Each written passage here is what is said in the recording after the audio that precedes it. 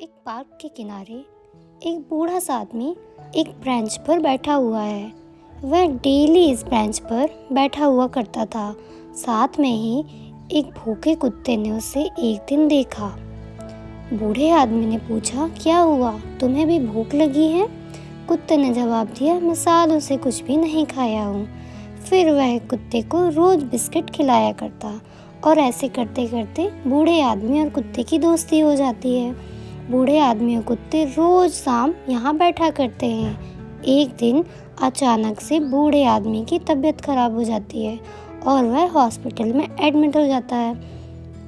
कुत्ता बूढ़े आदमी के साथ साथ वहाँ आ जाता है और रात भर हॉस्पिटल के बाहर देखता रहता है, रोता रहता है। काफ़ी ज़्यादा समय हो जाने के बाद बूढ़े आदमी की तबीयत ठीक नहीं होती है और वह मर जाता है, पर कुत्ता उसका साथ कभी नहीं छोड़ता है। इस कहानी से हमको ये सीखने को मिलता है कि सच्चे दिल से बनाए हुए रिश्ते कभी खत्म नहीं होते।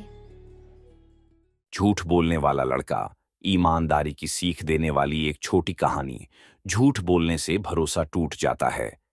एक गांव में एक चरवाहा लड़का रहता था। उसका काम था हर दिन भेड़ों को चराने ले जाना, लेकिन रोज रोज वही काम करते करते वह ऊब गया। मजे के लिए उसने गांव वालों को बेवकूफ बनाने की सोची। वह जोर जोर से चिल्लाने लगा, भेड़िया, भेड़िया, जल्दी आओ। गांव वाले दौड़कर उसकी मदद को आए, लेकिन वहां कोई भेड़िया नहीं था। लड़का हंसने लगा और बोला, मैं तो मजाक कर रहा था। गांव वाले नाराज होकर वापस चले गए, लेकिन लड़के को मजा आया और उसने यह शरारत कई बार दोहराई।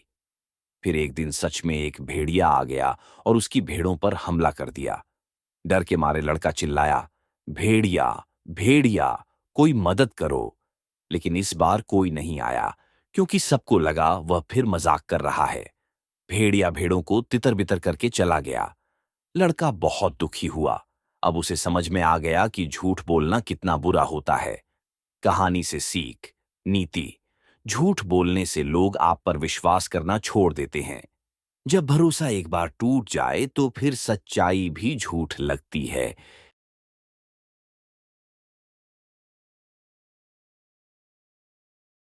धीरे धीरे और स्थिर होकर दौड़ जीती जाती है।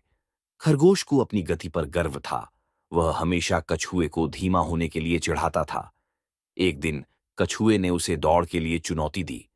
खरगोश अति आत्मविश्वास में दौड़ के बीच में झपकी ले ली, यह सोचकर कि वह आसानी से जीत जाएगा।